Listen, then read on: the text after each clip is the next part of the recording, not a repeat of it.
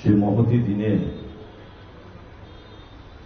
আমাদের ৮ নং টাউন বর্দালির মণ্ডলের ব্যবস্থাপনায় ভারতীয় জনতা পার্টিতে বিভিন্ন দল থেকে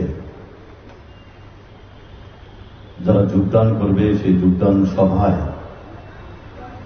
আমাদের এই মঞ্চের মধ্যমণি রাজ্যের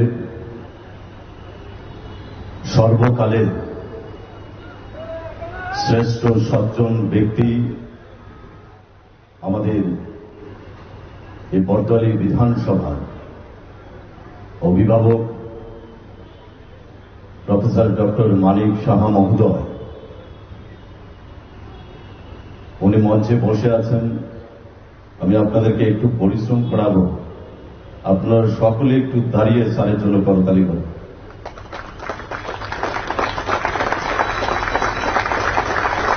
তার পেছনে কারণ হচ্ছে যে দীর্ঘদিন ধরে সর্বনাশা মার্ক্সবাদী কমিউনিস্ট পার্টি অন্য একটা স্টাইলে এই রাজ্যটাকে চালিয়েছে, কিন্তু আমাদের প্রিয় মুখ্যমন্ত্রী এবং আমাদের ভারতীয় জনতা পার্টি যাকে দ্বিতীয়বারের জন্য মুখ্যমন্ত্রীর দায়ভার দিয়েছেন, যখন অন্য রাজ্যে আমাদের মুখ্যমন্ত্রীকে নিয়ে চর্চা হয় এবং রাজ্যের ডেভেলপমেন্ট নিয়ে যখন চর্চা হয়, তাতেই অনুমেয় যার হাতে পার্টি দায়িত্ব দিয়েছেন সঠিকভাবে চলছে। মঞ্চে উপবিষ্ট আছেন এই আগরতলা মিউনিসিপ্যাল কর্পোরেশনকে দায়িত্ব পাওয়ার পর 51 জন কর্পোরেটরকে নিয়ে এই আগরতলা শহরে যিনি খোলস পাল্টে দিয়েছেন, ওনার পরিশ্রমের মধ্য দিয়ে আমাদের সকলের প্রিয় মেয়র দীপক মজুমদার মহোদয় উপস্থিত আছেন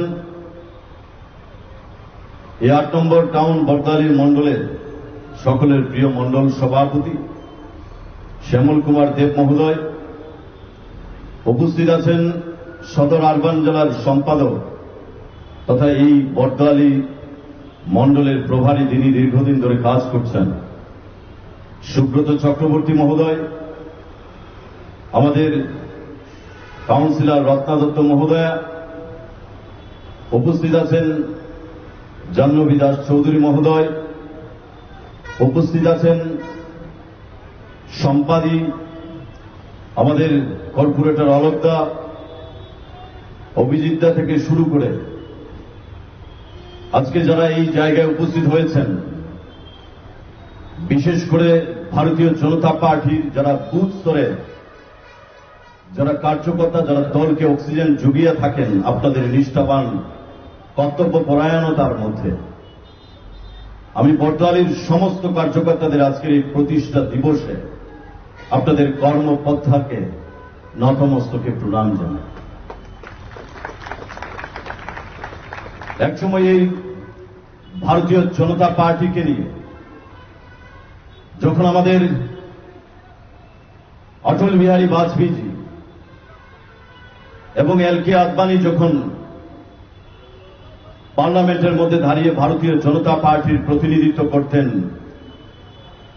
ভারতবর্ষের মানুষের জন্য কথা বলতেন, যে একটা রাজনৈতিক দল চিরাচরিতভাবে ভারতবর্ষকে দীর্ঘ সময় ধরে শাসন করেছিল সেই কংগ্রেস, সেই কংগ্রেসের নেতৃত্বরা আমাদের অটল বিহারী বাজপেয়ী এবং এল.কে. আদবানির বিরুদ্ধে অদচ্চক ভাষায় এই লোকসভার মধ্যে বক্তব্য রাখতেন। অটল বিহারী বাজপেয়ী এমন একজন ব্যক্তিত্ব ছিল, যখন উনি বক্তব্য রাখতেন লোকসভার মধ্যে সে লোকসভার যারা বিরোধী দলের নেতৃত্বরা ছিল, ওনার শব্দ চয়ন, বাচনভঙ্গি এবং দেশকে নিয়ে যে ওনার কল্পনা ছিল, এরকম একজন নেতা যখন উনি বক্তব্য রাখতেন, parliament house pin drop silent অবস্থায় থাকত। শুধুমাত্র বিরোধিতার জন্য বিরোধিতা করতেন। কিন্তু অটল বিহারী বাজপেয়ীজি ভারতবর্ষকে নিয়ে যে স্বপ্ন দেখতেন, ভারতবর্ষের মানুষকে নিয়ে যে স্বপ্ন দেখতেন, যারা একসময় ভারতীয় জনতা পার্টিকে কটাক্ষ করেছিল,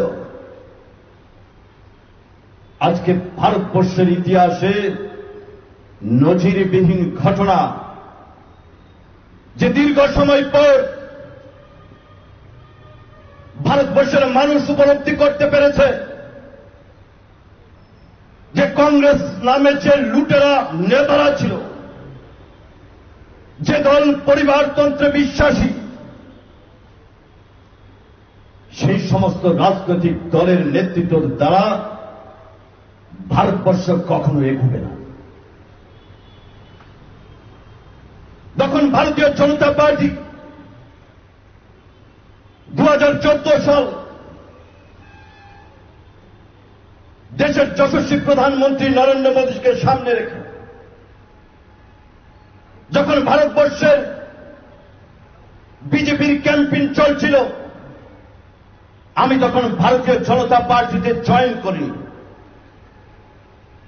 কিন্তু লক্ষ্য করতাম ভারতবর্ষের প্রত্যেকটা প্রান্তে গিয়ে যখন মোদীজি মানুষদের সঙ্গে, জনতার সঙ্গে কথা বলতেন, তখন মনে হতো সেই কথা আমার মনের কথা। এই কথা ভারতবর্ষের প্রত্যেকটা মানুষের মনের কথা। ভারতবর্ষের আপামর জনসাধারণ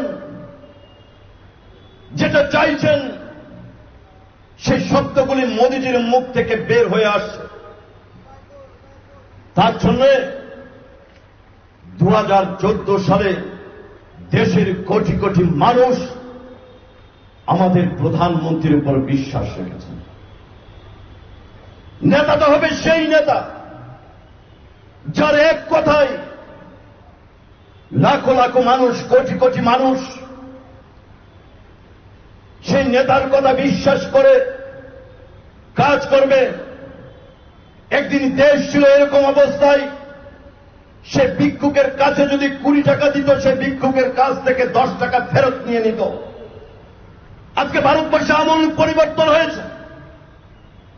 মোদীজি যখন ভারতবর্ষে কোটি কোটি মানুষের কাছে বললেন, আপনারা গ্যাসের সাবসিডি ছেড়ে দিন, যাদের ক্ষমতা রয়েছে,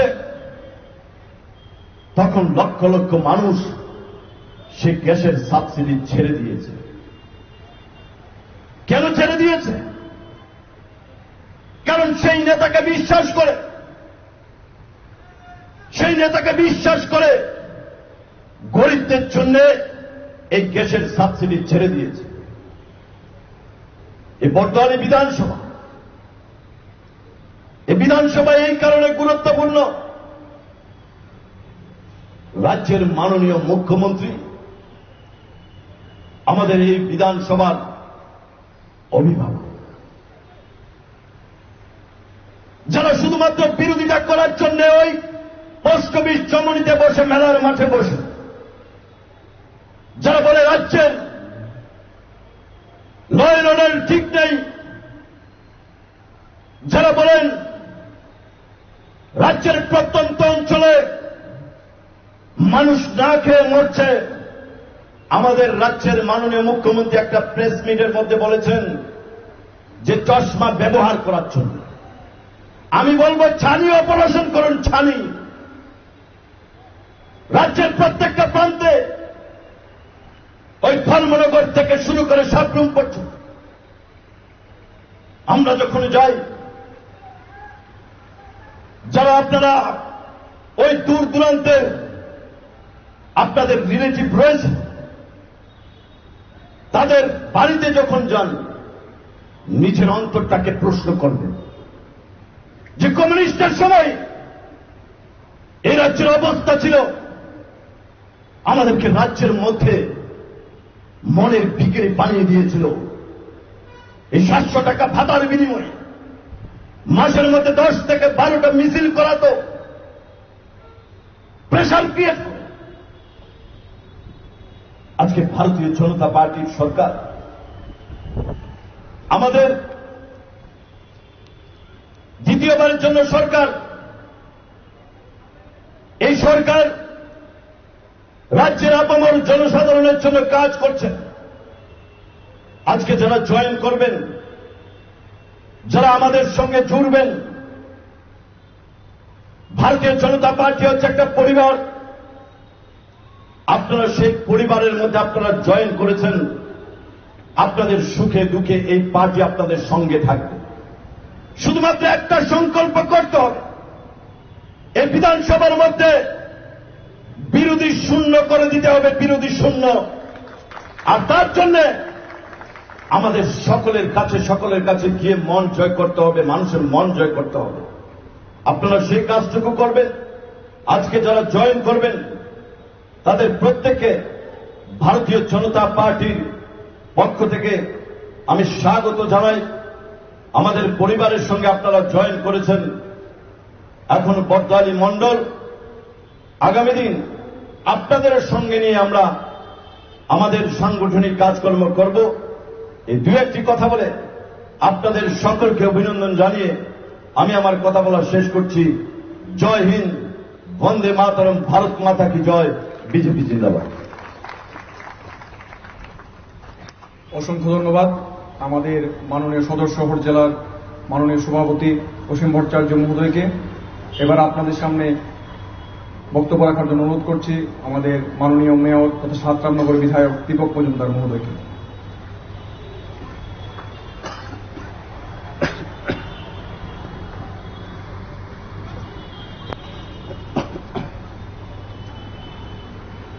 নমস্কার সকলকে, শুভ সন্ধ্যা। আওয়ার টাউন বর্দালী মন্ডলের উদ্যোগে আজকের এই যোগদান সভায় আমাদের মধ্যে উপস্থিত আছেন এই মন্ডল বা এই বিধানসভার যিনি বিধায়ক বা অভিভাবক তথা রাজ্যের যিনি অভিভাবক এবং সকলের প্রিয় জাতি জনজাতি সকল অংশ মানুষের যিনি কাছের এবং প্রিয়, আমাদের রাজ্যে তিনি উন্নয়নের মুখ বা উন্নয়নের বিষয়ে আমরা বলতে পারি। তিনি হচ্ছেন আমাদের সদ্য মুখ্যমন্ত্রী প্রফেসর ডক্টর মানিক সাহা মহোদয়। আমাদের সঙ্গে মঞ্চে আছেন যিনি খুব সুন্দরভাবে বক্তব্য রেখেছেন আজকে এর যোগদান সভায় এবং ভারতীয় জনতা পার্টির ইতিহাস কিছুটা এবং সার্বিক উন্নয়ন এবং বিরোধী দলের যে চক্রান্তের কথা উনি স্মরণ করে দিয়েছেন আমাদেরকে। উনি হচ্ছেন সুবক্তা অসীম ভট্টাচার্য মহোদয়। আমাদের সঙ্গে মঞ্চে আছেন এই মণ্ডলের সকলের প্রিয় যিনি সভাপতি সম্মানীয় শ্রী শ্যামল কুমার দেব মহোদয়। আমাদের সঙ্গে মঞ্চে আছেন আমাদের আগরতলা পৌর নিগমের সেন্ট্রাল জোনের মাননীয় চেয়ারম্যান কর্পোরেটর শ্রী অভিজিৎ মল্লিক মহোদয়। আমাদের সঙ্গে মঞ্চে আছেন আগরতলা পৌর নিগমের সেন্ট্রাল জোনের মাননীয় চেয়ারপারসন কর্পোরেটর রত্না দত্ত মহোদয়া। আমাদের সঙ্গে মঞ্চে আছেন কর্পোরেটর শ্রী অলোক রায় মহোদয়। আমাদের সঙ্গে মঞ্চে আছেন কর্পোরেটর শম্পা সরকার চৌধুরী মহোদয়া। আমাদের সঙ্গে মঞ্চে আছেন আমাদের কর্পোরেটর জাহ্নবী দাস চৌধুরী মহোদয়া এবং আমাদের সঙ্গে মঞ্চে আছেন আমাদের সদর আরবান জেলার সম্পাদক তথা এই মণ্ডলের যিনি প্রভারী শ্রী সুব্রত চতুর্থী মহোদয় সহ এই মণ্ডলে এবং এই মণ্ডল অন্তর্গত ডিস্ট্রিক্ট স্টেটের বিভিন্ন নেতৃবৃন্দরা, বিভিন্ন মোর্চা সভাপতি সভা নেতৃগণ, বিভিন্ন ওয়ার্ডের ওয়ার্ড প্রেসিডেন্টগণ, সম্মানীয় বুথ সভাপতিগণ সহ আজকে বিশেষ করে যাদের জন্য এই কর্মসূচি বা অনুষ্ঠান, যারা প্রায় 9 শতাধিক আজকে ভারতীয় জনতা পার্টিতে আমাদের সঙ্গে যোগদান করবেন বা আমাদের সাথী হবেন, এবং আমার সাংবাদিক বন্ধুরা এবং আজকের যারা এই সভাকে সাফল্যমণ্ডিত করার জন্য উপস্থিত আছেন, প্রত্যেককে আমি আগরতলা শহরবাসীর পক্ষ থেকে অনেক অনেক শুভেচ্ছা, ধন্যবাদ এবং স্বাগত জানাই। তো বক্তব্য আপনারা শোনার জন্য অপেক্ষা করছেন আমাদের মাননীয় মুখ্যমন্ত্রী প্রফেসর ডক্টর মানিক শাহর কাছ থেকে। আমার আগে অসীমবাবু সুবক্তা খুব সুন্দরভাবে আলোচনা রেখেছেন, আমি দু একটা কথাই বলবো। প্রথম কথা, যারা আজকে যোগদান করেছেন তাদেরকে বলবো তারা খুব সৌভাগ্যবান। এমন একটি দিনে তারা যোগদান করতেন যেটা 46 বছর উদযাপন হচ্ছে আমাদের দেশে, না সারা পৃথিবীর সর্ববৃহৎ গণতান্ত্রিক রাজনৈতিক দল ভারতীয় জনতা পার্টি। কারণ এই পার্টিতে যারা আজকে নতুনভাবে যোগদান করবেন তাদের হয়তো অনেক প্রত্যাশা, অনেক আশা থাকবে বা বিশ্বাস বা ভরসা আমাদের দলের প্রতি, আমাদের সরকারের প্রধানের প্রতি বা এই এলাকার বিধায়ক বা নেতৃত্বের উপর আপনারা আস্থা রেখেই আজকে যোগদান করছেন। আমি এই ক্ষেত্রে বলবো যে আপনারা অনেক দলে অনেকেই দল থেকে এসছেন, দল করে এসছেন। আমিও একটা অন্য দল থেকে এসে ভারতীয় জনতা পার্টিতে 2017 সালে জয়েন করে কর্পোরেটর হয়ে, মেয়র হয়ে, এমএলএ হয়েছি। এই দলেই সম্ভব। এই দলই মূল্যায়ন করে যারা কাজ করেন, যারা দলকে ভালোবাসেন, দলকে শ্রদ্ধা করেন, আন্তরিকভাবে দলের সঙ্গে সবসময় যোগাযোগ সম্পর্ক রক্ষা করে কাজ করার চেষ্টা করেন। কাজে যারা যোগদান করেছেন তাদেরকে বলবো তারা আপনারা ভাগ্যবান। এই কারণে আরেকটা বিষয় যে যিনি বিধায়ক এই এলাকা বা যিনি রাজ্যের মুখ্যমন্ত্রী, আমাদের সৌভাগ্য উনি রাজ্যের মুখ্যমন্ত্রী। আমি এই কথাটা বলবো, এখানে অসীমবাবু রাজনৈতিক আলোচনা অনেকটাই করেছেন। আমিও বলবো আগে এই এলাকার অনেক বিধায়ক ছিলেন, বিশেষ করে কংগ্রেসের যিনি সভাপতি, ওই কংগ্রেস ভবনে বিশেষ প্রেস কনফারেন্স করে যখন আমাদের উন্নয়নকে উনি কটাক্ষ করেন, উন্নয়ন দেখেন না, উনি তো কয়েকবার বিদায় হয়েছেন এলাকায়। কতবার আপনারা ওনাকে পেয়েছেন? যত বেশি পান আমাদের ব্যস্ততম মুখ্যমন্ত্রী যে আপনারা এই এলাকায়। আমি নিজে মেয়র, আমি 11টা ওয়ার্ডে ভিজিটের মধ্যে সবচেয়ে বেশি বর্ধমান ওয়ার্ডে ভিজিট করেছি আমি। এর মধ্যে প্রত্যেকটি ভিজিটের মধ্যে অধিকাংশই মাননীয় মুখ্যমন্ত্রী অতি ব্যস্ততার মধ্যেও গুরুত্ব দিয়ে এই বিধানসভাকে দেখেছেন। আমি 11 ওয়ার্ডের উন্নয়ন আমরা সমভাবে করার চেষ্টা করি, কিন্তু উন্নয়নটা হয় বিশেষ করে ভৌগোলিক অবস্থান এবং তার প্রয়োজনীয়তা, তার সমস্যা বা চাহিদার উপর নির্ভর করে আমাদের মিউনিসিপ্যাল কর্পোরেশন বা সরকার, বিশেষ করে মুখ্যমন্ত্রীর নেতৃত্বে সরকার যে আরবান ডেভেলপমেন্ট ওনার হাতে, উনি আমাদের অর্থ বরাদ্দ করেন, আমরা সে অর্থ নিয়ে পরিকল্পনা মাফিক কাজ করি। তবে এই বিধানসভা আমি বলতে পারি সমস্ত বিধানসভা কাজ, 7টা বিধানসভায় আমাদের কাজ হয়েছে, 11 ওয়ার্ডই কাজ হয়েছে। কিন্তু আমি বলবো আমাদের সৌভাগ্য হয়েছে যে মুখ্যমন্ত্রী যেহেতু এটা বিশেষ গুরুত্ব এমনিতে পাওয়া যায়, আর সবচেয়ে বেশি টাকাও আগরতলা পরিণতি আমরা এখানে খরচ করেছি, এবং উনি স্পেশাল ফান্ড 58 কোটি টাকার উপর অলরেডি দিয়ে দিয়েছে এই বিধানসভার জন্য, যেটা কোনো বিধানসভা পায়নি। এটা আমাদের সৌভাগ্য। এখানে আপনাদের অনেক অভিজ্ঞতা, উন্নয়নের কথা আমি সারা রাজ্যে উন্নয়নটা ছেড়ে দিলাম। সারা রাজ্য উন্নয়ন এটা দেখার বিষয়। তার সঙ্গে আগরতলা শহরের উন্নয়নও উনি একজন কিন্তু সবচেয়ে বেশি আমি বলবো যে আমাদেরকে সহযোগিতা করেছেন এবং করেও যাচ্ছেন, করবেন। তো এই দেখবেন আপনাদের বিশেষ আমি যেহেতু এই সভাটা হচ্ছে নাগারজোলা সন্নিকটে যে বট্টপুকুরটা দীর্ঘ 40-50 বছর সংস্কার অভাবে এটা পরিত্যক্ত ছিল। সিপিএমের কর্পোরেটর ছিলেন, সিপিএমের মেয়র ছিলেন, সিপিএমের মুখ্যমন্ত্রী ছিলেন তৎকালীন, তারাও তো ডবল ইঞ্জিনের সরকার ছিল। বলবো কোথায় কাজটা করেন আমাদের কর্পোরেটর, আমাদের কর্পোরেশন, আমাদের মাননীয় মুখ্যমন্ত্রী বিধায়কের নির্দেশে, ওনার অর্থানুকূলের সাহায্যে আমরা এই কাজটা করেছি। মাননীয় মুখ্যমন্ত্রী হাত ধরে কিছুদিনের মধ্যে এটা উদ্বোধন করা হবে, উনি সময় দিন। এই এলাকার মানুষ অনেকদিন দাবি করেছিল, এই এলাকার ক্লাবের এখানে সভাপতিরা আছেন, কর্মকর্তারা আছেন, তারাও দাবি করেছিল, করাতে পারেননি। আমাদের মুখ্যমন্ত্রী বিধায়ক হওয়াতে, আমাদের কর্পোরেশন হওয়াতে, বিজেপির, সেই কারণে কাজটা করতে পেরেছি। পাশে এখানে আমার সম্পাদক আছেন, মন্ত্রীবাড়ি পুকুর, এটাও কমপ্লিট হয়ে গেছে, এটাও উদ্বোধনের অপেক্ষা আছে। মাননীয় মুখ্যমন্ত্রী সময় দিলে এটাও আমরা করব। কাজে পরিত্যক্ত 2টি পুকুরের কথা শুধু বললাম, আর রাস্তা, ড্রেন, নিকাশি ব্যবস্থা, আলোর ব্যবস্থা আপনারা তো চাক্ষুষী করছেন। আমার তো বেশি অভিজ্ঞতা অনেকের বেশি আছে, অনেকে প্রবীণ নাগরিকরা আছেন, আগরতলাকে আগে দেখেছেন, এই রাজ্যকে আগে দেখেছেন। রাজ্যের সার্বিক উন্নয়ন, রাস্তাঘাট, ড্রেন থেকে আরম্ভ করে যোগাযোগ ব্যবস্থা সমস্ত কিছু যদি দেখেন যে সবটা সাত সবটা বিকাশের নীতিতে ভাতা বলুন বা অন্যান্য যে প্রজেক্টগুলি আমাদের কেন্দ্রীয় সরকার হোক, রাজ্য সরকার হোক, যাদেরকে যেটা পাওয়া সেটাই কিন্তু পেয়ে যাচ্ছেন। তাতে মাঝখানে কোনো ব্যক্তির প্রয়োজন হয় না, কোনো মিছিল মিটিং করতে হয় না। আমাদের কর্মচারী তো কয়েকদিন আগে মাননীয় মুখ্যমন্ত্রী বিধানসভায় উনি ঘোষণা দিয়েছেন, আমাদের বাজেট অধিবেশনে আমারও সৌভাগ্য হয়েছে বিধানসভায় থাকতে। ওনার জন্য আমি দেখেছি স্বচ্ছ সৎ মানুষ কাকে বলে রাজনীতির সংখ্যায় কম পাওয়া যায়। কিন্তু আমার কোনো বিধানসভার টিকিটের বেলা যখন আলোচনা হয়েছিল, আমি মাননীয় মুখ্যমন্ত্রীকে বলেছিলাম, দাদা দেখবেন, আমি কাউকে বলিনি। তো উনি কিন্তু সত্যি সত্যি দেখেছেন। ওনার আজকের এই সাহায্যে আমি রামনগরের বিধায়ককে পরিচিতিটা পেয়েছি, কাজ করার সুযোগ পেয়েছি। কাজে বলবো ওনার সঙ্গে থাকবেন, যে সময় দিতে হবে। দীর্ঘ 25 বছর 35 বছর বলবো যে কাজগুলি এলাকার জন্য করা হয়নি, রাস্তা ড্রেন করে করা হয়নি, সেগুলি আমাদের সরকার 7 বছরে ওনার নেতৃত্বেও আমরা পৌর নিগম, আমাদের স্মার্ট সিটি, নগরায়ণ দপ্তর, পূর্ত দপ্তর সবাই মিলে আমরা চেষ্টা করছি সারা রাজ্যের শহরকে উন্নত জায়গায় করা, স্মার্ট সিটি 100টার মধ্যে আরো প্রথম দিকে যাওয়ার চেষ্টা আমরা করছি। আপনারা দেখবেন আগরতলা শহরে এই বর্দলি বিধানসভা, যেহেতু এখানে বিশেষ করে বর্দলি বিধানসভায় সবাই যোগদান করেছেন, তারা কিন্তু উন্নয়নের উপর ভরসা রেখে তারা এসছেন। তারা দেখেছেন এই সরকার এবং এই দল যে কথা দেয় সেই কথাই রাখে বলে তারা এই দলে যোগদান করেছেন। কাজে আমার বিশ্বাস যে তাদের উদ্দেশ্য বা প্রত্যাশা নিশ্চয়ই পূরণ করা হবে। এই রাস্তাগুলি দেখেন, আমি তো আমার কাছে বর্দলি, আমি রামনগরে এমএলএ কদিন হয়েছে আছে কয়েক মাস, কিন্তু আমি বর্দলির থেকে কর্পোরেটর 16 নম্বর ওয়ার্ড থেকে মেয়রও হয়েছি বর্দলি বিধানসভাতে। বর্দলি বিধানসভার মধ্যে আমার দুর্বলতা আছে, আমি বর্দলি বিধানসভার 16 নম্বর ওয়ার্ডে 3 নম্বর বুথের আমি ভোটার।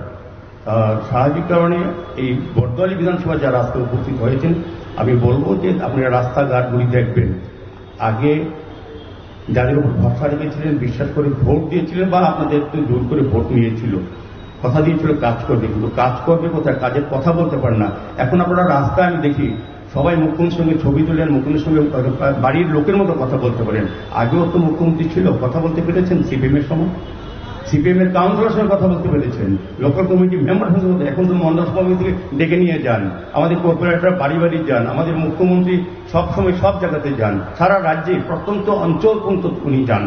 আজকে রাজ্যে ওনার নেতৃত্বে যে শান্তি সম্প্রীতি যেটা তৈরি হয়েছে মহল, এবং জাতি জনজাতি সবাই আমরা একসঙ্গে থাকার যে অবস্থা তৈরি হয়েছে, যেটা আগে সিপিএম পিরিয়ডে ছিল না, তারা বিভাজনের নীতিতেই কাজটা করতেন। আমাদের সরকার আসার পর সেটা কিন্তু পুরোপুরি বন্ধ হয়ে শান্তির বাতাবরণ, এবং বিশেষ করে মুখ্যমন্ত্রীর নেতৃত্বে আপনারা দেখেছেন, শুনেছেন, পত্রিকা পড়েছেন, দেখেছেন যে কেন্দ্রীয় সরকার আলোচনা করে সার্বিকভাবে সমস্যা, সন্ত্রাসবাদের সমস্যার সমাধান উনি করেছেন। কাজে আমাদের রাজ্যে উন্নয়ন এখন দেখবেন ব্যবসার জন্য বিভিন্ন প্রান্ত থেকে, বিভিন্ন বিদেশ থেকেও কিন্তু এখন ব্যবসায়ীরা, আমি বলবো যে বড় বড় ব্যবসায়ীরা, একদম নাম করা ব্যবসায়ীরা কিন্তু এখন আমাদের সরকারের সঙ্গে মোহ স্বাক্ষর করে ব্যবসা করতে আসছেন। আগে তো তারা ত্রিপুরা রাজ্য ছিল, আগে আসতে পারেননি কেন, আসেননি কেন, মহল ছিল না, শান্তি সম্প্রীতি ছিল না, শান্তির শাসন ছিল না। কাজেই এখন কিন্তু এই জায়গাটা তৈরি করেছেন আমাদের সরকার, আমাদের মুখ্যমন্ত্রী। সেই কারণে আমাদের রাজ্যের সার্বিক উন্নয়ন সম্ভব হচ্ছে, বাইরের থেকে অর্থ আসবে, আমাদের নিজস্ব আয়ও বেড়েছে সর্বদিক থেকে। যেহেতু আমাদের স্বচ্ছ দুর্নীতিমুক্ত প্রশাসন, আগেও টাকা আসতো, বাজেট হতো, আর আমাদের বাজেটের প্রতিটি টাকা প্রতিটি মানুষের জন্য, যার যার জন্য ব্যয় করা, যেই কাজে ব্যয় করা স্বচ্ছভাবে করছে। স্বচ্ছতার সামনে রেখে মোদিজির দিশায় সবকা সাথ সবকা বিকাশের চিন্তায় আমাদের সরকার চলছে। কাজে আমি আলোচনা দীর্ঘায়িত করব, মুখ্যমন্ত্রী আলোচনা রাখবেন। আমি আবারও যারা যোগদান করেছেন তাদেরকে আমি বলবো ধৈর্য ধরে আমাদের দলের সঙ্গে থাকবেন। দলের একটু আলাদা ধরনের চিন্তা ভাবনায় দলের সঙ্গে আমিও এসে অন্য দল করে এসেছিলাম, কিন্তু এই দলে আসার পর তো আমার মনে হয়েছে দলটা একটু আলাদা টাইপের, বিশ্বাস ভরসা এবং সঙ্গে থাকতে হবে, দেখবেন আপনার মূল্যায়ন এমনি হবে। আমি বললাম তো, আমাকে নিজেকে দিয়ে আমি দেখেছি। আমি জয়েন করার পর ত্রিপুরা সড়ক পরিবহন নিগমের চেয়ারম্যান আমাকে বলেছে, উনি সভাপতি ছিলেন, তো এরপরে উনি যখন মুখ্যমন্ত্রী হয়েছেন, আমি পরবর্তী সময় মেয়র হয়েছি, আমি বিধায়ক হয়েছি এবং দলে গুরুত্বপূর্ণ জায়গা এখনো কথা বলার সুযোগ পাই। আপনারা পাবেন, কারণ এটা কার্যকর্তার দল, এটা নেতার দল নয়। যারা ভালো কাজ করবেন তাদেরকে ডেকে নিয়ে মঞ্চে বসানো হবে। কাজে আমি আলোচনা দীর্ঘায়িত করবো না। সবাই যোগদানকারী সবাইকে বলবো, আমাদের বিধায়ক যেহেতু বিধানসভা, ওনার উপর আপনার ভরসা রেখে কাজ করবেন, দেখবেন আপনাদের পারিবারিক, সামাজিক এবং সার্বিক কাজ আপনাদের সফল হবে।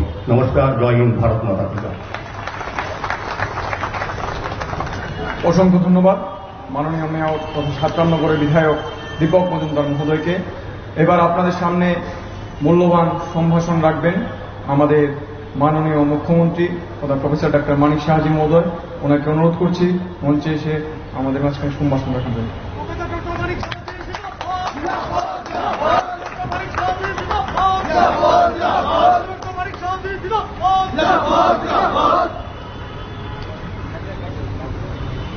শুভ সন্ধ্যা, সবাইকে নমস্কার। আজকের ৮ নং বর্তোয়ালি মণ্ডলের উদ্যোগে এখানে যে যোগদান সভার আয়োজন, প্রায় ছুঁই ১,০০০ জনের যে যোগদান ভারতীয় জনতা পার্টির পতাকা তোলে এই নাগরজোড়া বাস স্ট্যান্ডের কাছে। এই অনুষ্ঠানে আমাদের মাঝে উপস্থিত আছেন আমাদের আগরতলা মিউনিসিপ্যাল কর্পোরেশনের মাননীয় মেয়র এবং ৭ রামনগর বিধানসভা যিনি মাননীয় বিধায়ক শ্রী দীপক মজুমদার মহোদয়। আমাদের মাঝে উপস্থিত আছেন শ্রী অসীম ভট্টাচার্য মহোদয়, উনি আমাদের সদর আরবান ডিস্ট্রিক্টের সভাপতি, এখানে প্রভারী হিসাবে, এবং আমাদের যে আরবান কমিটির যিনি সেক্রেটারি বর্দলী মণ্ডলে প্রভারী হিসেবে আছেন শ্রী সুব্রত চক্রবর্তী মহোদয়, কর্পোরেটর ৩৯ নম্বর ওয়ার্ডের শ্রী অলোক রায় মহোদয়, ৪০ নম্বর ওয়ার্ডের শ্রীমতী শম্পা সরকার চৌধুরী মহোদয়া, ৩৪ নম্বর ওয়ার্ডের শ্রীমতী জাহ্নবী দাস চৌধুরী কর্পোরেটর শ্রী অভিজিৎ মল্লিক ৩৩ নম্বর ওয়ার্ডের, আমাদের কর্পোরেটর ২০ নম্বর ওয়ার্ডের রত্ন দত্ত মহোদয়া। এখানে যার সভাপতিত্বে আজকের এই অনুষ্ঠান, আমাদের ৮ নম্বর দলের সম্মানিত সভাপতি শ্রী শ্যামল কুমার দেব মহোদয়, এবং এখানে আমার সামনে অন্যান্য যারা বিভিন্ন পদে আসীন আছেন মণ্ডলের, ডিস্ট্রিক্টের এবং রাজ্যের, এবং বিশাল সংখ্যায় যে উপস্থিত মা বোনেরা, ভাইয়েরা এবং মেয়েরা যারা উপস্থিত আছেন, এবং ভারতীয় জনতা পার্টির সমস্ত কার্যকর্তা এবং মিডিয়া বন্ধুরা, সবাইকে আমি হার্দিক অভিনন্দন ও শুভেচ্ছা জানাতে চাই। আমার পূর্ববর্তী বক্তারা এখানে বিশদভাবে আলোচনা করেছেন যে সত্যি আজকের দিনটা কিন্তু একটা রিমার্কেবল ডে বলা যায়। আমরা ৪৫ বছর পার হয়ে ভারতীয় জনতা পার্টি ৪৬তম বর্ষ ভারতীয় জনতা পার্টি আমরা পালন করছি আজকের দিনে। আমরা তার ইতিহাস আমরা জানি। ১৯৫১ সনে ২১শে অক্টোবর আমাদের যে পূর্বসূরি ছিল ডক্টর শ্যামাপ্রসাদ মুখার্জি, ওনার চেষ্টায় ভারতীয় জনসংঘ তখন তৈরি হয়েছিল, এবং পরবর্তী সময় আমাদের ভারতরত্ন এবং প্রাক্তন প্রধানমন্ত্রী অটল বিহারী বাজপেয়ীজির হাত ধরে ১৯৮০ সনে ভারতীয় জনতা পার্টি প্রতিষ্ঠিত হয় আজকের দিনে। ভাবলে অবাক হয় এক এক সময় যে ৪ বছর পর, অর্থাৎ ১৯৮৪ সনে যখন পার্লামেন্টারি ইলেকশন হয়, মাত্র 2টো সিট পেয়েছে। আর আজকে সেই 2 সিটের জায়গায় গত বছর আমাদের 303 ছিল, সেই জায়গায় এখনো আমাদের 240। মানে কোথায় 2, অনেকে কটূক্তি করত, আর সেই জায়গায় এখন সারা ভারতবর্ষের যে 28টা রাজ্য আছে এবং 3টা যে আমাদের ইউনিয়ন টেরিটরি আছে, তার মধ্যে প্রায় সব জায়গায় বলা যায় 20টা জায়গায় আমাদের ভারতীয় জনতা পার্টির নেতৃত্বাধীন সরকার আছে। সব দিকে বিবেচনা করলে এখন পর্যন্ত যা দেখা যায় যে আমাদের রাজ্যসভায় প্রায় 98 জন আমাদের রাজ্যসভার সদস্য আছে। তাছাড়া 1656 জন নির্বাচিত এমএলএ আছে।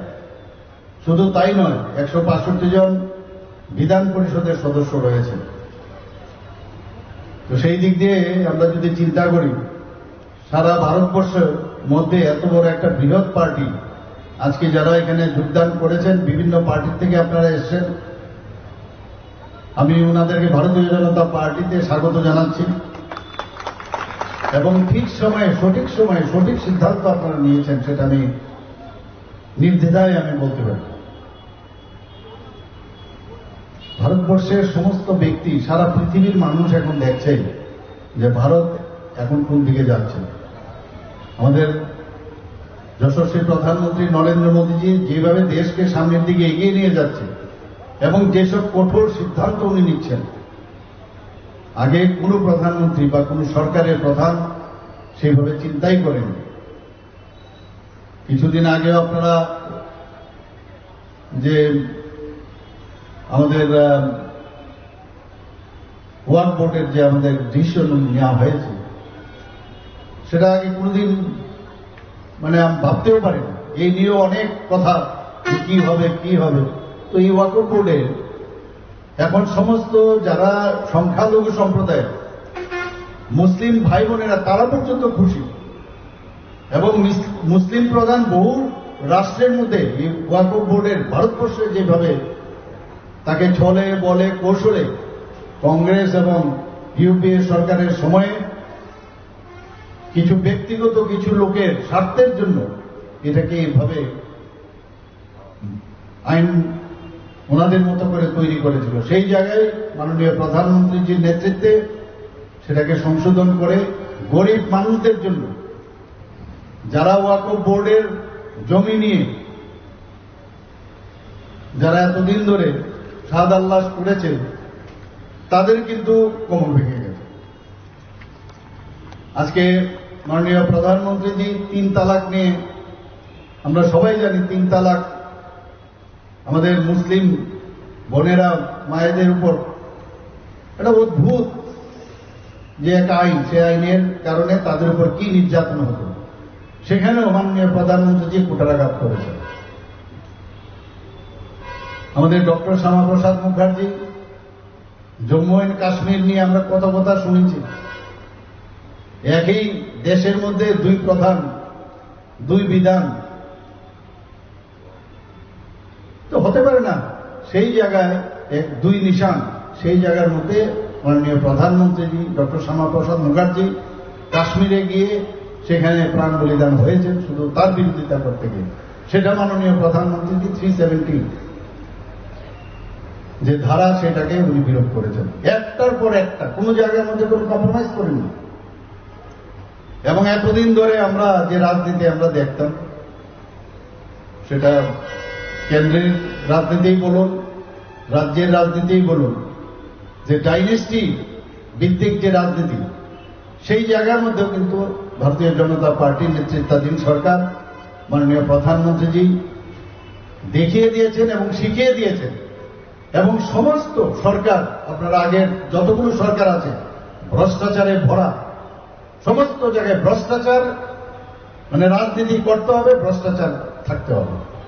এবং রাজনীতি করে এই কারণে, এই যে একটা পরিবেশ, সেই জায়গার থেকে বেরিয়ে বলছে যে এছাড়াও রাজনীতি করা যায়, স্বচ্ছ রাজনীতি করা যায়, স্বচ্ছ প্রশাসন মানুষের কাছে দেওয়া যায়।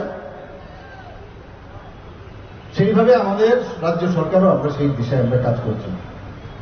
কারণ বহুদিনের এই সমস্যা এবং বিশেষ করে এখানে ৩৫ বছরের রাজত্বে যেভাবে খুন, সন্ত্রাস, অগ্নিসংযোগ, ধর্ষণ বাদ নেই, কোথায় কোথায় আমরা দেখতাম। এই নাগের জলার মধ্যেও আপনারা দেখতেন, এদিক দিয়ে তো আমরা গাড়ি নিয়ে আমি প্রায়ই যেতাম, স্কুটার নিয়ে যেতাম, কি অবস্থা ছিল আমরা মাঝে মাঝে ভুলে যাই কি অবস্থা ছিল এখানে। সেই জায়গায় কিন্তু এখন একটা সুন্দর পরিবেশ এখানে সৃষ্টি হয়েছে। আমি একটা উদাহরণ দিলাম, এখানে এটা টিপ অফ দ্য আইসবার্গ। সারা ত্রিপুরার মধ্যে এই ধরনের একটা পরিবেশ আমরা সৃষ্টি করতে পেরেছি।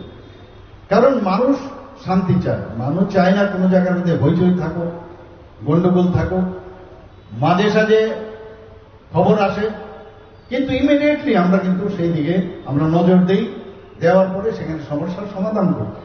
কারণ এতদিন ধরে কমিউনিস্টরা যে মাইন্ডসেট মানুষের মধ্যে মানে ঢুকিয়েছে, এইভাবে বুঝি রাজনীতি করতে হয়।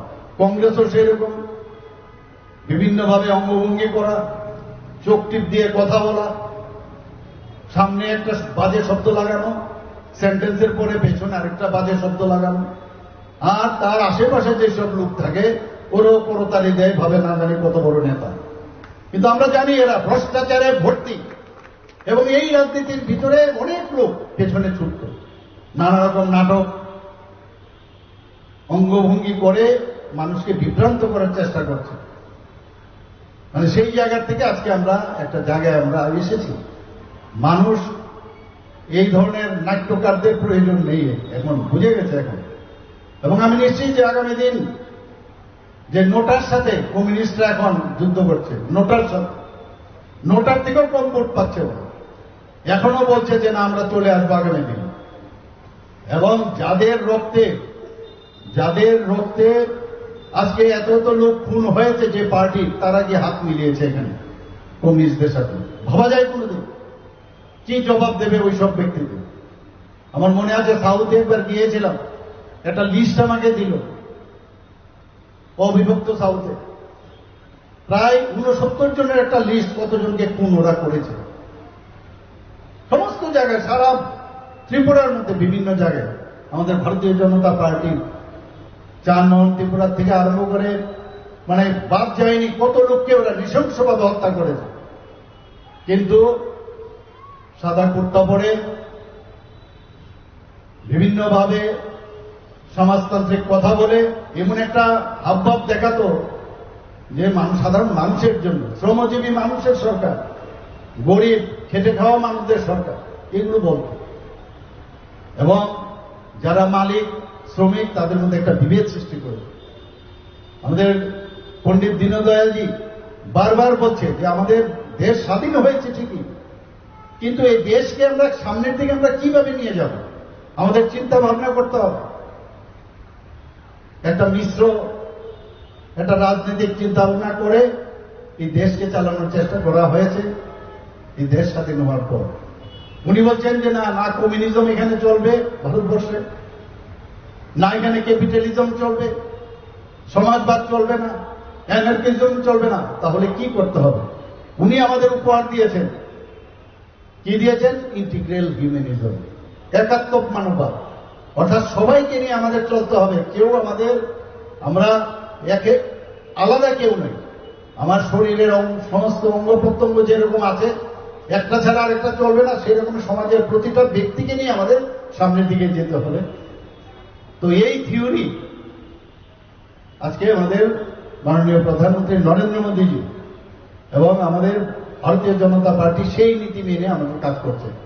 বলছেন অন্তর্দয় পর্যন্ত যারা লাস্ট মাইলে আছে, যাদের কোনো সুযোগ সুবিধা এখন পর্যন্ত পায়নি, তাদের কাছে আমাদের নিয়ে যেতে হবে।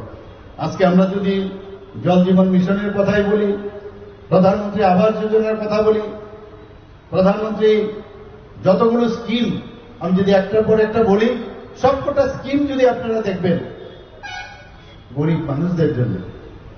আমরা প্রধানমন্ত্রী জন আরোগ্য যোজনায় এখন পর্যন্ত 100% আমাদের যে স্যাচুরেশন পয়েন্ট, যে টার্গেট, সেই স্যাচুরেশন পয়েন্টে আমরা এসেছি। মুখ্যমন্ত্রী জন আরোগ্য যোজনা আমরা সেই প্রধানমন্ত্রীর আদর্শে আমরা অনুপ্রাণিত হয়ে আমরা ঠিক করলাম যে 5 লক্ষের মতো লোক কাভারেজ আছে, যে ক্যাপিং আছে, কিন্তু বাকি লোক কোথায় যাবে? মুখ্যমন্ত্রীর জন আরোগ্য যোজনা আমরা সেখানে স্টার্ট করলাম একই কায়দায়।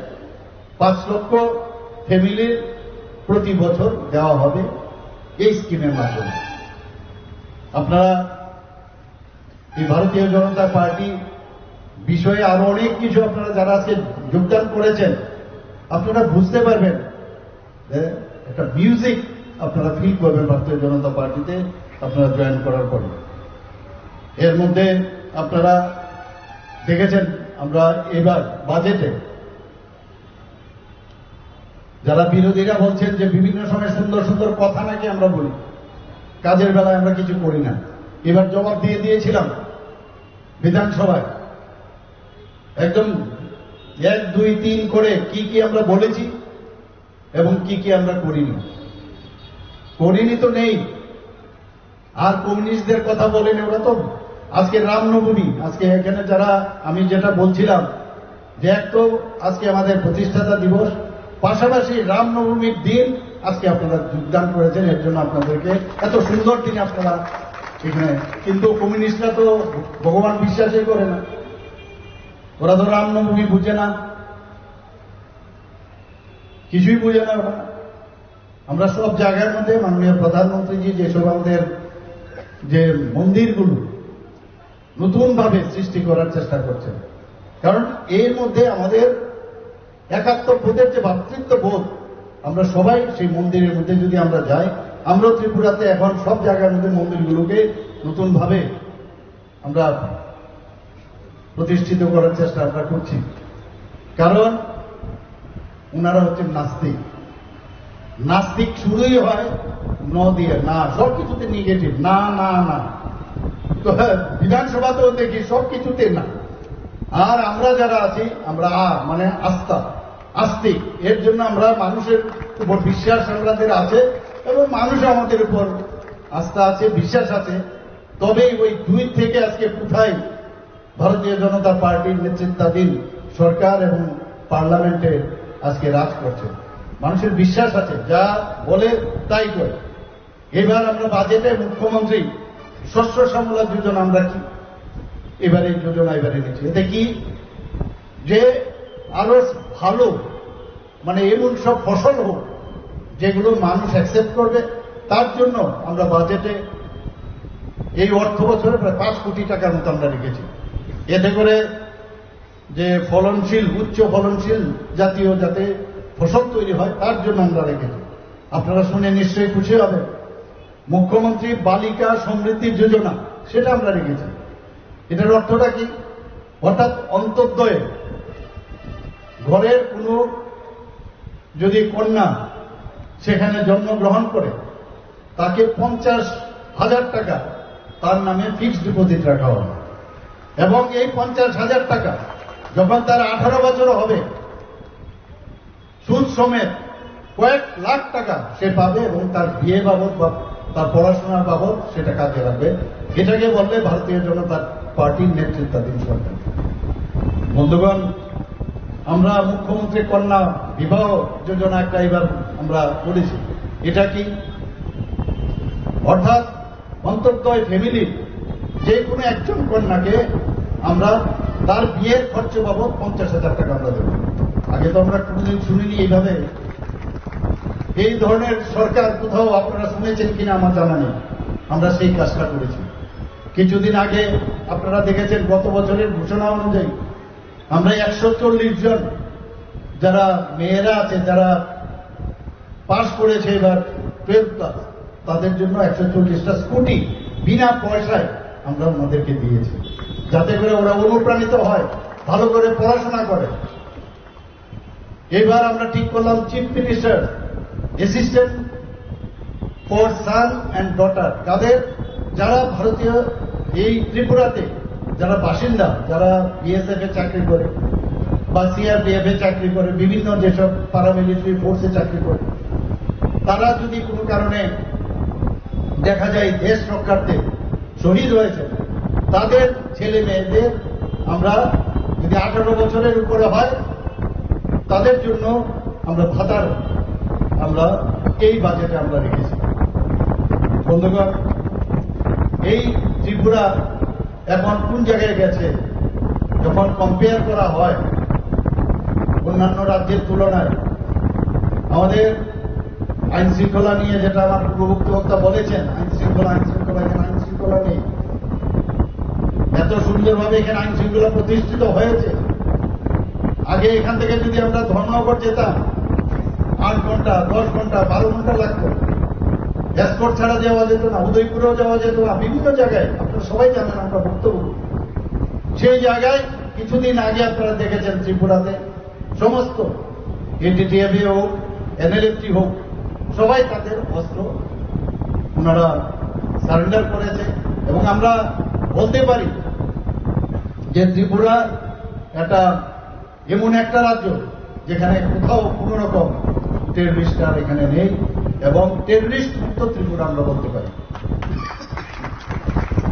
মাননীয় প্রধানমন্ত্রীজি 2014 আগে, আপনারা একবার এগুলো ভুললে চলবে না, 2014 আগে এমন একটা অবস্থা হয়েছিল ইউপিএ সরকারের সময়, এই ভারতবর্ষ টিকবে কি টিকবে না, এমন একটা অবস্থা হয়েছিল। যখন আমাদের প্রধানমন্ত্রীজি শ্রী নরেন্দ্র মোদীজি যখন দায়িত্বভার নিলেন, আমরাও কিন্তু শঙ্কিত ছিলাম, কি জানি কি করবে। কিন্তু কি চমৎকার করলেন!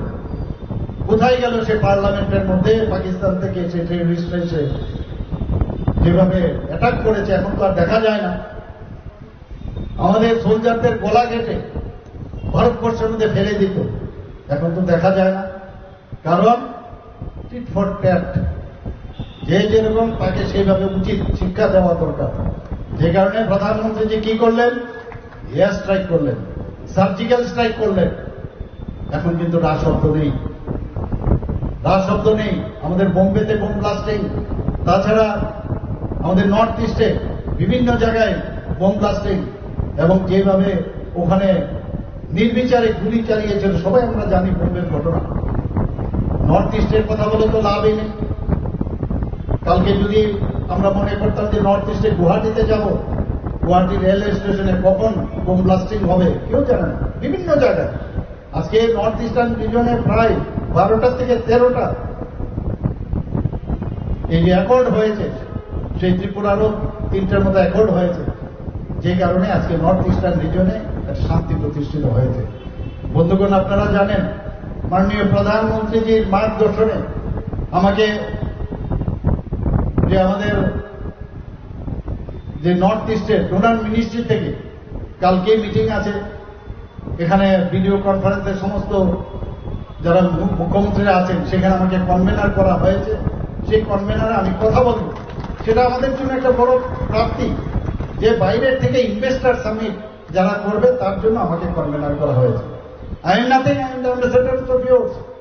আমি আপনাদের প্রতিনিধিও না, কিন্তু এই যে সম্মানটা দিয়েছে, এতে করে ত্রিপুরাতে যেহেতু শান্তি প্রতিষ্ঠিত হয়েছে, মানুষ এখন ত্রিপুরাতেও ইনভেস্ট করতে চাইছে। কিছুদিন আগেও এখানে ইনভেস্টার্স মিট হয়েছে, সেই ইনভেস্টার্স মিটে আমাদের প্রায় 87টার মতো ইনভেস্টার্স আমাদের ত্রিপুরা সরকারের সাথে মৌ করেছে। প্রায় 3,700 কোটি টাকার মৌ স্বাক্ষরিত হয়েছে সর্বত্র। কিছুদিন আগে আমি বোম্বেতে যখন গিয়েছিলাম, এর আগেও যখন দিল্লিতে আমি মাননীয় প্রধানমন্ত্রীজি যখন তৃতীয় খালিফ যখন উনি ভোট টেকিং সিরিমনিতে আমাদের যে বড় বড় যারা ইন্ডাস্ট্রিয়ালিস্ট আছে তাদের সাথে আমার দেখা হয়েছিল, আমার পাশেই বসেছিল। ওনাদের সাথে আমি কথা বললাম, ওনার টিমও এখানে পাঠিয়েছে। সেই টিম এসে আমরা বললাম ত্রিপুরাতে এই জিনিস আছে, আপনারা ইচ্ছে করলে তার সৎ ব্যবহার করতে পারেন। এখানে আপনারা ফ্যাক্টরি লাগাতে পারেন, বাঁশের থেকে ইথানল তৈরি হতে পারে। বিভিন্ন বিষয়ে আধিকারিকদের নিয়ে আমি বসেছি। তো সেইভাবে বাইরের থেকে আদানিজির সাথে আমার কথা হয়েছে, আমাদের টাটা গ্রুপের চেয়ারম্যানের ওনার সাথে কথা হয়েছে। তো বিভিন্নভাবে এখানে আমরা চাইছি যে কর্মসংস্থানের সুযোগ যাতে আরো বেশি করে বৃদ্ধি হয়। সরকার তো চাইছেই, আমাদের ট্রান্সপারেন্সির সরকার গত দুদিনও আপনারা দেখেছেন পুলিশের চাকরি আমরা দিয়েছি, এবং যারা চাকরি পেয়েছে বলছে এই সরকার আছে বলে আমরা চাকরিটা পেয়েছি। আর কিছুদিন আগেই পশ্চিমবাংলার আপনারা দেখেছেন যে কতগুলো চাকরি বাতিল হয়ে গেল। 10,323-এর মতো পশ্চিমবাংলা তো মানে বাতিল হয়ে গেছে, আর এখানে আমরা তারপরের দিন আমরা চাকরি দিলাম, কোথাও কোনো সমস্যা নেই, কোনো প্রবলেম নেই। কারণ এই কারণে ট্রান্সপারেন্সির মাধ্যমে আমরা চাকরি দিই। কারণ আমরা চাই, যার माननीय प्रधानमंत्री जी बार बार बोलते हैं कि आप एक बार सोचो, जो जिसका कोई नहीं है, घर से अगर निकले, छोटा सा परिवार से निकले, बस्ती से निकले, वो किसके पास जाएगा, कौन नेता के पास जाएगा? अब उनके बारे में आप सोचो। इसीलिए कोशिश करो 100% मेरिट बेसिस पर कोई भी एग्जाम हो। আমরা ওই চলছি, আমরা আস্তে আস্তে করে এরকম চিন্তা ভাবনা করছি। কারণ এখানে ওই যখন প্রসেশনে আসবেন তবেই চাকরি পাবেন। করতে করতে 3-3 বার প্রায় 15 বছর ধরে ঘুরিয়ে যখন জুতোর সুতলি খুলে গেল, তারপরে চাকরি দিল, সেই চাকরিও বেনিয়ম। আমরা এরকম চাকরি দিতে চাই না। আমরা চাকরি দিতে চাই যাতে এটা পার্মানেন্ট হয়। আমরা চাই যে মানুষের মনের যে কথা, মানুষের যে অভিব্যক্তি, সেটাকে বুঝার চেষ্টা করে। ভারতীয় জনতা পার্টিতে আপনারা এসছেন, আপনারা বুঝতে পারবেন যে এটা কি পার্টি। এটা শুধু পলিটিক্যাল পার্টি না, এটা আধ্যাত্মিক চিন্তা ভাবনার পার্টি। সামাজিক সমাজ নিয়ে চিন্তা ভাবনা করে। আমরা অনেকে ক্লাব টাপ করি, ঠিকই সামাজিক কর্ম করি। এই পার্টির মধ্যে সবকিছু হয়। আমরা মন্দিরেও পূজা করি, আমরা বিভিন্ন জায়গায় স্বচ্ছ ভারত অভিযান, আগে এমনিতেই বলা হতো, আমরা স্বচ্ছ ভারত অভিযানে রাস্তাঘাট থেকে আরম্ভ করে পরিষ্কার পরিচ্ছন্ন করি। তো সব দিক দিয়ে মাননীয় প্রধানমন্ত্রীজি রাম মন্দির নির্মাণ করে উনি বুঝিয়ে দিয়েছেন যে আধ্যাত্মিক দিক দিয়ে ভারতের কত উন্নত। যে রাম মন্দির তৈরির জন্য বছরের পর বছর কত লোক শহীদ হয়েছিল, সেই জায়গায় আজকে মাননীয় প্রধানমন্ত্রীজির কারণে সেখানে রাম মন্দির প্রতিষ্ঠিত হয়েছে। আমরাও চাইছি এই যে একটা বাতাবরণ সারা ভারতবর্ষের মধ্যে সৃষ্টি হয়েছে, সেটাকে সামনে রেখে আমরা কাজ করি। আপনারা নিশ্চয়ই এ বিষয়ে অবগত আছেন। 2017-18-তে আমাদের রাজ্য যে সামনের দিকে এগিয়ে যাচ্ছে তার মেইন কয়েকটা ডাটা আপনাদের সামনে আমি রাখছি। 2017-18-তে আমাদের এখানে মাথা পিছু গড় আয় কত ছিল? 1,444,000। এখন কত হয়েছে? এখন 1,77,723 টাকা হয়েছে আমাদের ত্রিপুরায়। তাহলে কত ডিফারেন্স হলো? এবং এই যে আয়, মাথা পিছু গড় আয়, সেটা সিকিমের পরে এই যে 8টা রাজ্য আছে তার মধ্যে ত্রিপুরা হচ্ছে সেকেন্ড হাইয়েস্ট সেই দিক থেকে। 2023-24-এর কথা বলছি, এখন আরো বাড়বে।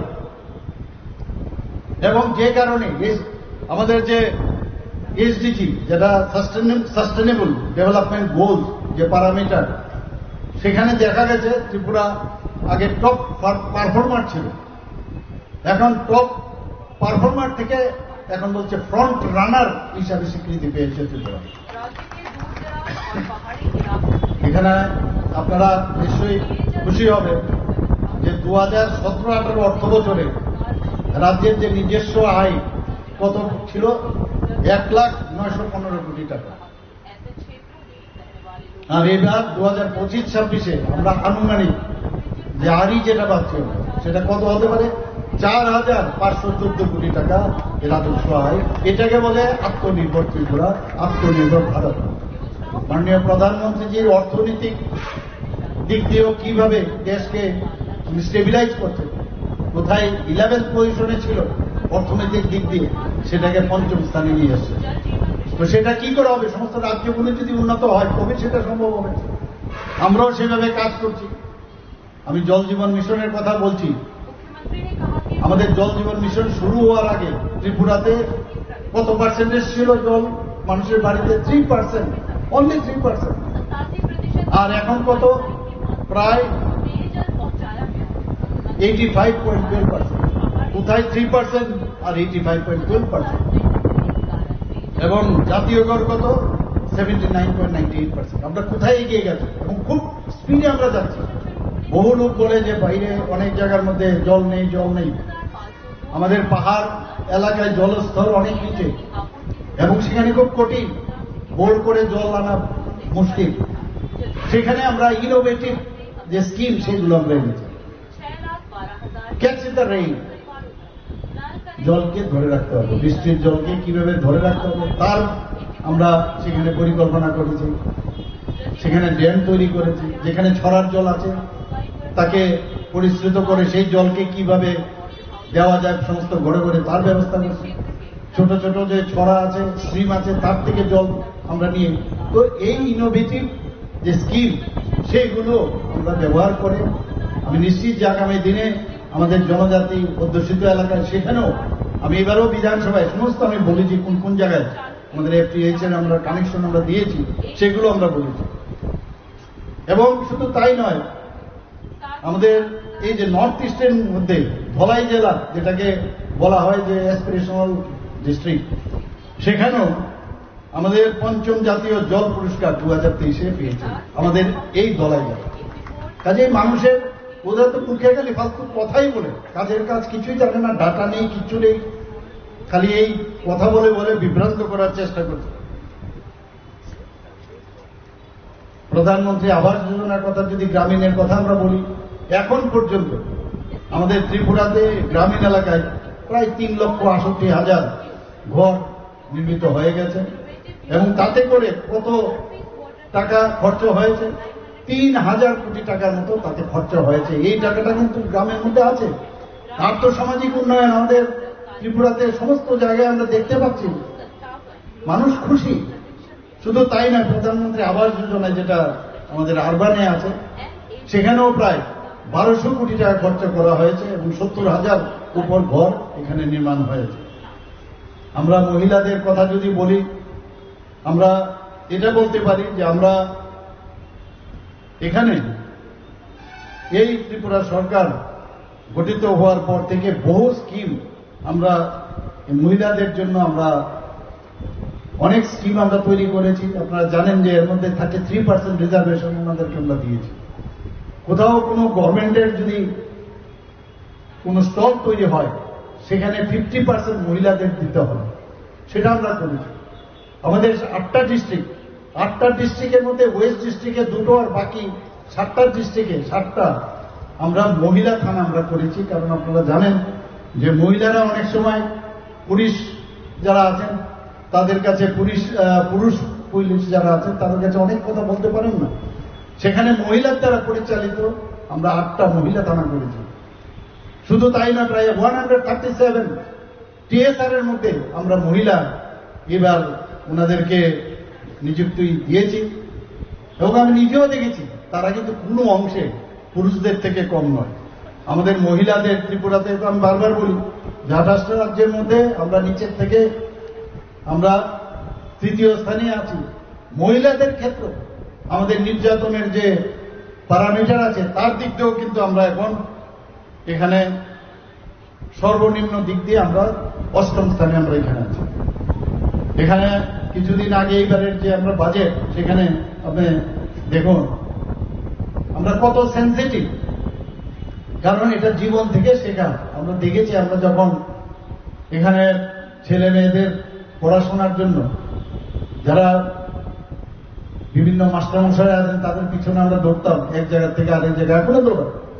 তো আমরা ঠিক করলাম, আমি অর্থমন্ত্রীর সাথে কথা বললাম, এমন সব সেন্টার আমরা করতে হবে এবং বাইরের থেকেই হোক ভালো যারা শিক্ষক তাদেরকে নিয়োজিত করতে হবে, নিয়োগ দিতে হবে। সেই দিশায় আমরা সমস্ত যে আমাদের যে সাব ডিভিশন আছে সেখানে কোচিং সেন্টার আমরা করছি এবং তার জন্য আমরা অর্থ রেখেছি যাতে করে মানুষ ধরতে না হয় এক জায়গার থেকে আরেক জায়গায়। একটা জায়গার মধ্যে ফিজিক্স, কেমিস্ট্রি, বায়োলজি, ম্যাথ এবং ইংলিশ এই বিষয়ে আমরা সেন্টার এবার এখানে কোচিং সেন্টার আমরা চালু করছি। আমাদের অনেক সময় প্রতিযোগিতামূলক যে ঘটনাগুলো আসে বা বিষয়গুলো আসে তখন আমাদের ছেলে মেয়েরা কিন্তু বাইরে যেতে হয়, তো তাদের জন্য আমরা এখানে ত্রিপুরা কম্পিটিটিভ এক্সামিনেশন সেন্টার আমরা এখানে চালু করেছি। আগরতলা, উদয়পুর এবং আমবাসা, কাভারিং অল দ্য বিধানসভা। সেখান থেকে মানুষ এখান থেকে পরীক্ষা কম্পিটিশনের জন্য ওরা বিভিন্ন যে প্রতিযোগিতামূলক পরীক্ষা সেই সেন্টার থেকে দিতে পারে। চোখের সমস্যা সম্পর্কে আমরা জানি। এবার আমাদের বাজেটে আমরা রেখেছি এক্সক্লুসিভলি শুধু একটা আই হসপিটাল হবে। সেখানে আইয়ের যা যা আছে, যা সুপার স্পেশালিটি আছে সেই ব্যবস্থা একটা হসপিটাল, তার জন্য প্রায় 100 কোটি টাকা রাখা হয়েছে। আগরতলায় সেটা হতে যাচ্ছে। আমাদের এখানে যানজটের সাংঘাতিক সমস্যা, আপনারা সবাই জানেন, আমরাও ভুক্তভোগী। তো চেষ্টা করছি যানজট থেকে কিভাবে মুক্তি পাওয়া যায়। আমার অনেক বিষয় আমার অর্থমন্ত্রীর সাথে আমি কথা বলি। তো এইবার একটা যে উড়ালপুল তৈরি হবে সেটা রাধানগর থেকে হয়ে আপনার জগন্নাথবাড়ি রোড হয়ে সেটা আইজিএম হসপিটালের সামনে ল্যান্ড করবে। তার জন্য এখানে প্রায় 492 কোটি টাকা সংস্থান রাখা হয়েছে। তাছাড়া উদয়পুরেও এরকম একটা ফ্লাইওভার হবে, সেখানেও 355 কোটি টাকা রাখা হয়েছে।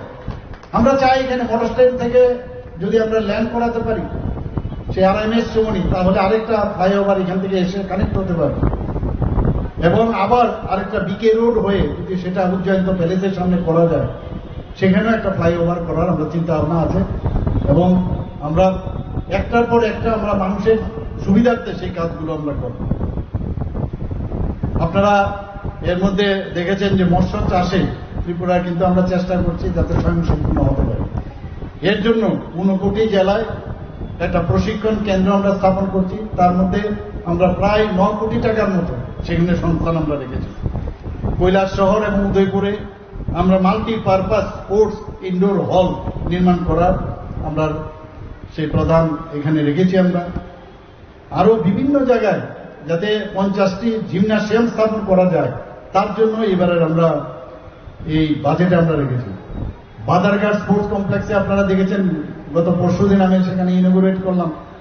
এখানে যে ট্র্যাক আছে, যে অ্যাথলেটিক ট্র্যাক, নেতা নেত্রীদের নামে তো অনেক কিছু হয়। তা আমি যখন স্পোর্টস মিনিস্টারের সাথে কথা বললাম, তা আমি বললাম যারা ত্রিপুরার জন্য কাজ করেছে, যারা নাম কুড়িয়েছে তাদের নামে করতে হবে, এবং যারা এখন এই পৃথিবীতে নেই। তো দেবভক্তি জমাতের নামে আমি নাম দিলাম। আমাদের জুনিয়র ছিল, পেন্টাথলন, ডেকাথলন এবং ডিসকাস থ্রো, জ্যাভলিন থ্রো, প্রচুর সে ন্যাশনালি এবং ইন্টারন্যাশনালি প্রচুর নাম করেছে। তার নামে আমরা দেবভক্তি জমাতের নামে সেখানে এই ট্র্যাকের নাম দিয়েছি। ফুটবলও সেরকম, এখানে তো অনেকের বোধহয় জন্ম হয়নি, আমরা একদমই ছোট, কিন্তু আমরা শুনতাম উমাকান্ত একাডেমিতে, এবং উমাকান্ত স্কুলেরই সে ছাত্র ছিল, খুব ভালো গোলকিপার। তার পেটে হঠাৎ করে বল আটকাল, বল পড়াতে সে অন দ্য স্পট মারা যায় ভট্টাচার্য বলে। উনার নামে আমরা ফুটবল গ্রাউন্ড, যেখানে সিনথেটিক যে ফুটবল গ্রাউন্ড যেটা হলো, উনার নামে আমরা সেখানে ডেডিকেট করেছি। এখানে যিনি আমাদের অনেক স্টুডেন্ট পড়িয়েছেন, যিনি হকি গ্রাউন্ড, যেটা সিনথেটিক হকি গ্রাউন্ড, উনার নামে আমরা করেছি 17। তো এইভাবে আমাদের সরকার চেষ্টা করছে মানুষের সম্মান দেওয়া। এর আগেও আমরা একটা আমবাসার মধ্যে sports and youth and sports department থেকে একটা এখানে আবাস তৈরি হয়, সেখানেও মধুসূদন সাহার নামে আমাদের সাথে জিমন্যাস্টিক করতো, তার নামে আমরা সেটা দিয়েছি। এবং ওনাদের ফ্যামিলি যখন খবরটা পেল, ওরা যখন আসলো, সবাই কান্নায়, ওরা এত আনন্দ যে কোনদিন আমাদের এইভাবে সম্মান দেবে, কথাই বলতে পারছিলেন না। তো আমরা সম্মান, ভারতীয় জনতা পার্টির যারা কার্যকর্তা, আমরা সম্মান দিতে জানি, সম্মান দিতেও জানি, সম্মান নিতেও জানি, এবং এইভাবেই আমরা সম্মান, মানুষের কাছে আস্থা আমরা চাই, এবং সেইভাবে আমরা কাজ করছি। চিফ মিনিস্টার রাবার মিশনের যে আওতায় সেখানে প্রায় 20,485 হেক্টর জমিতে রাবার চাষের ব্যবস্থা করা হয়েছে, এবং এতে করে 10টি রাবার যে প্রক্রিয়াকরণ তারও ব্যবস্থা করা হয়েছে। 3টি 100 শয্যা বিশিষ্ট জনজাতি হোস্টেল খোলা হবে, 50 শয্যা বিশিষ্ট 60টি ST হোস্টেল করা হবে, তো এই সরকার আসার পর সবচেয়ে বেশি মাননীয় প্রধানমন্ত্রীজি জনজাতিদের জন্য যা করেছেন, আমরাও সেই দিশায় আমরা করছি। আগে রাজন্য আমলের ইতিহাসে মুছে দেওয়ার চেষ্টা করেছিল আগে, আর আমাদের সরকার এসে তাদেরকে সত্যিকারের সম্মান দেওয়া হয়েছে। আপনারা জানেন কিছুদিন আগে টাটা গ্রুপের সাথে আমাদের মৌ হয়েছে। এখানে যে পুরানো যে রাজভবন, সেটাকে একটা 5 স্টার হোটেল হবে। 5 স্টার হোটেলটা কি 5 স্টার হোটেল?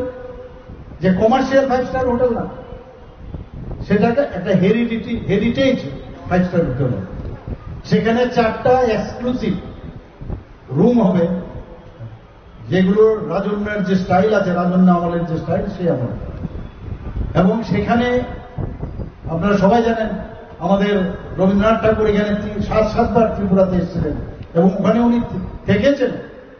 এবং ওখানকার যে রাজন্য আমলের যা যা আছে রেট্রোস ফিটিং করে আমরা সেইগুলোকে আমরা অলরেডি প্রায় 17 কোটি টাকা খরচা করে সেটাকে ঠিক করেছি। বাকি আরো যে প্রায় 100টা, মানে 4টা বাদ দিয়ে আর বাকি নর্মাল যে হোটেলের রুমগুলো হবে, সেই রুমগুলো হেরিটেজ টাইপের হবে।